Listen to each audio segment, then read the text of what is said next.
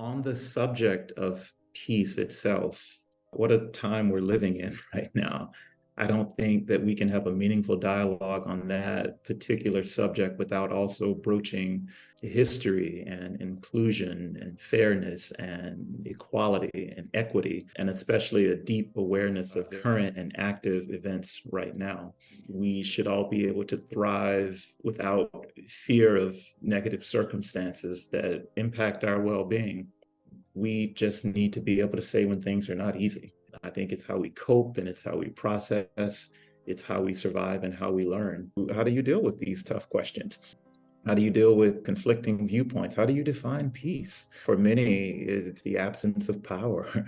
And I mean, there are just so many different elements there. Ideally, that department would look like something that's quite autonomous from other government agencies. It would play an integral role in world politics. It would play a role that had a type of influence that would try to be as objective as possible and wouldn't always answer the hard questions, but it would ask the hard questions. And I think that there's a learning that comes out of that that would seek to, I mean, I can't not acknowledge the impact that media has, right? So it would also be something that plays a role in educating people, but also ensuring integrity of information that is put out there for public consumption. I think that it would have huge implications for everything else that we do. And the bureaucrat in me also says that it would have to pull from other agencies that are doing discrete areas of work that might contribute to it, but that could be beneficial. There could be areas where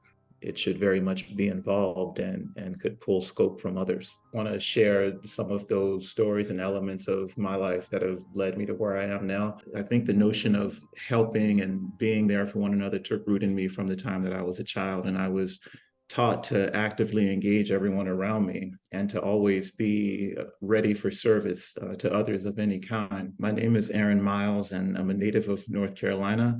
I come from a really small town called Milton, which sits right on the border with Virginia. And I was heavily influenced by my grandparents coming up, and I adopted so much wisdom from them. I think all of my grandparents were storytellers.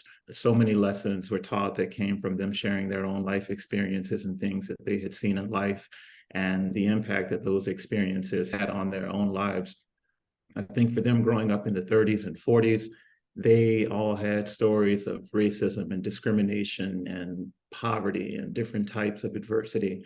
I would say that they're stories that you wouldn't believe, but I think they might be stories that you absolutely would believe. I went to college in North Carolina. I attended a small private university that at the time was very much a natural progression from my small town upbringing. By the time that I had started college, I had already taken a few trips overseas, and which was really great for me as a young preteen and teenager. And it did seem like each year that I was taking new and larger steps out of the nest. And just after finishing college, I moved to DC. I took an internship with USAID, which is the US government's agency that's responsible for everything international development and humanitarian assistance. We work in at least 90 countries all over the globe. And it's funny, though, because at the time I didn't even know how to pronounce USAID. I was calling it USAID. But that internship led to other job opportunities, which eventually led me back to USAID.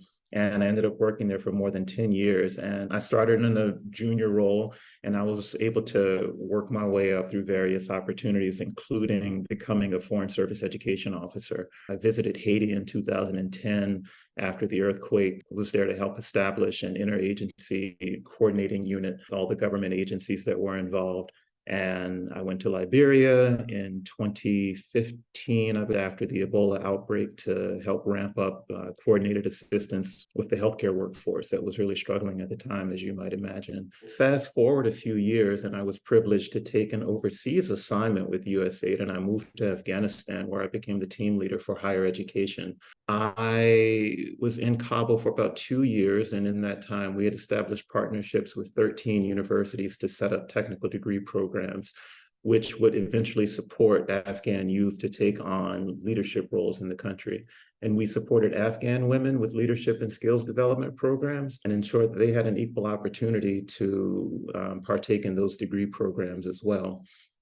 And I would say that one of the most beneficial experiences of being in that country was meeting the students. every time I was struck with their knowledge and insight in the country and the level of history that they knew about their family and their tribes and what the country had been through and where they saw the political dynamics going. I knew, and I still know, that when I'm doing work in the education sector, that I'm doing good development work.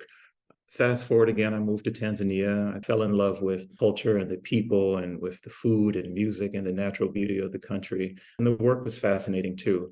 I had become the deputy director for education. And it was here that we were investing heavily in education programs to improve both early grade reading and math, to empower adolescent girls with education and workforce opportunities. We were doing youth development programs and also playing a big role in community engagement. Just key experiences sort of on the humanitarian front that when you see firsthand devastation that occurs in communities, it can be really gripping on you, but you also find and see an opportunity where you can play a role. I saw so much of myself in many of the kids that I met there. Their excitement to learn and grow, the unity that they had with one another, and their willingness to help those around them. It just looked so much like the communities that I had been a part of, and I saw the beauty in that environment.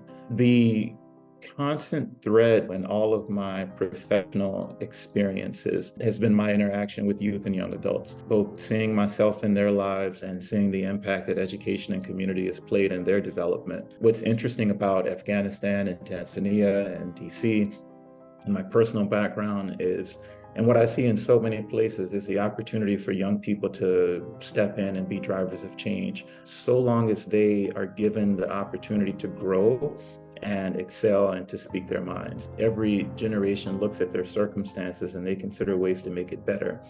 They see inequality, they see instability, and they often see chaos in places where compassionate leadership is lacking. But they also see rays of hope. I think that more than ever, people want and need to be heard and acknowledged. I believe that absolutely everyone has a role to play in the world, and that we have to enable and encourage that participation.